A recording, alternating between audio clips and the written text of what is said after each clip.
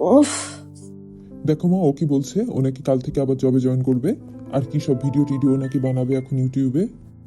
তো চাকরি করবে না ব্যবসা করবে না ইনফ্লুয়েন্সার হবে, এটা ওর ভাবনা, তোরা তো ভাবনা কিসের?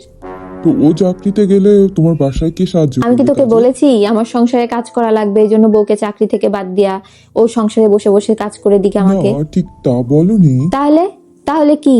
তাহলে তুই কেন ওকে জড়োজড়ি করতেছিস যে ওর চাকরি ছেড়ে দিতে হবে, না ওর যা ইচ্ছা ও তাই করতে পারবে না? আর শোনো বউ, তোমাকে বলি, তুমি যদি চাকরি করতে চাও তুমি বিনা দ্বিধায় করবা, মাথা উঁচু করে করবা। প্রত্যেকটা মেয়ের উচিত নিজে উপার্জন করা, বুঝছো? তুমি তোমার যা মন চাই তাই করো, কে কি বললো ওসব আমি দেখে নিব। আর এই যে আমার সংসারে যদি কোনো কাজের হেল্প লাগে, আমার যদি দরকার হয় তুই করবি, তোর বাপ করবে, ও কেন করবে? না আসলে, আর দেখো না কি বলছে, ও নাকি কালকে ওর বাপের তো বাড়ি ওর যাবে। বাপের বাড়ি ও যাবে না তো কি করবি? তুই তোর বাপের বাড়ি আসিস কেন?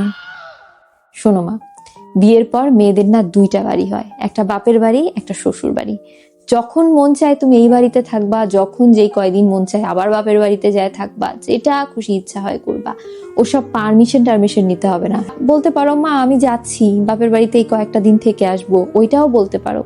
এইটা বলার দরকার নাই মা আমি যাব কিনা, মা আমি অমুক দিন যেতে চাচ্ছিলাম আপনি পারমিশন দেন। এইগুলা আমাকে বলতে আসবে না, এইসব ন্যাকামি টাকামি আমার সাথে করতে আসবে না। মা তুমি তো আসলে এখন মাথা খাস না তো, যা তো। আর বৌমা, বাপের বাড়ি যাচ্ছ বুঝি? হ্যাঁ মা। কি পরে যাচ্ছ? কেন মা, মানে কোনো ভুল হয়েছে আমার? এই বাড়ির থেকে বের হচ্ছে বলে শাড়ি পরে একদম এইভাবে ঘোমটা মোমটা দিয়ে তোমাকে একদম বউ সেজে বের হইতে হবে বুঝি? তুমি কি ওই বাড়ি থেকেও যখন ঘুরতে যাও, এক এক জায়গা যাও, তো কি এইভাবে এরকম প্যাকেট হয়ে আগে যাও? তো মা কামিজ টপস এসব পরতাম, এখন তো বিয়ে তো ওখানে হয়েছে। যেইটা পড়তে তুমি স্বাচ্ছন্দ্য বোধ করতে, এখানেও তুমি সেটাই পড়বে।